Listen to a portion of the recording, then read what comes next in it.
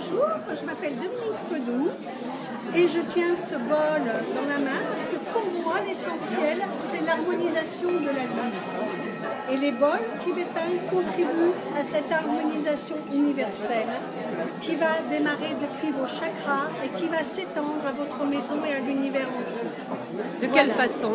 Alors, la vibration sonore des harmoniques que composent les bols tibétains vont parler à chacune de vos cellules et à l'eau de vos cellules parce que l'élément métal que contient les bols tibétains avec leurs 7 à 12 métaux vont répondre à chaque fréquence cellulaire.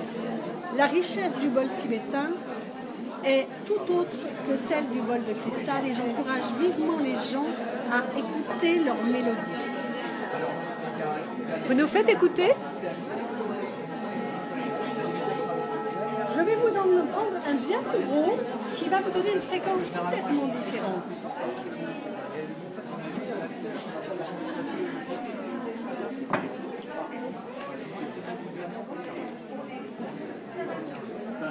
Alors voilà un qui commence déjà à avoir une fréquence très grave.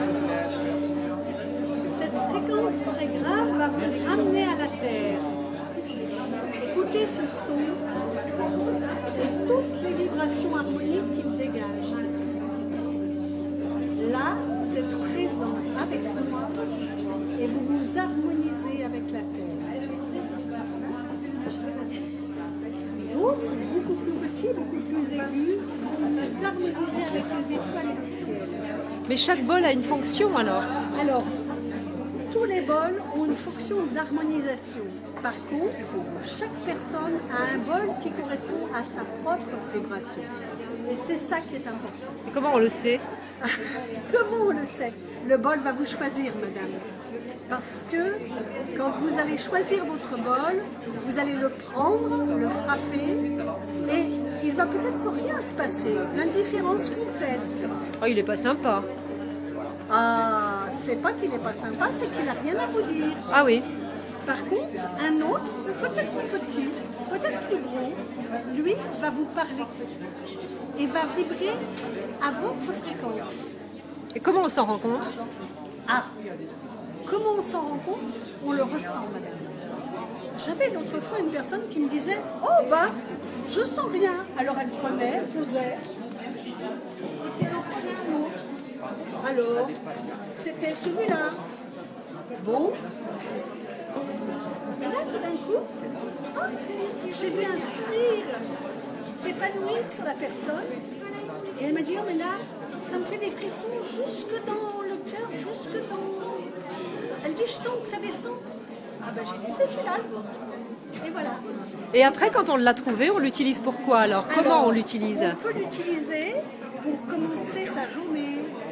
Ou quand on arrive fatigué le soir, eh bien, au lieu d'agresser le mari, le chat, le chien, les enfants, on prend un temps, on vient et on se fait un petit coup de bol.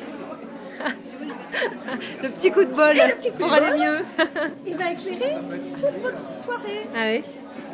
Et donc, je donne dans mes cours et dans mes formations des différents rituels que les gens vont pouvoir pratiquer eux-mêmes chez eux. Et montrez-moi, qu'est-ce que c'est ça? C'est pas des castagnettes? Si, c'est des castagnettes. C'est des castagnettes?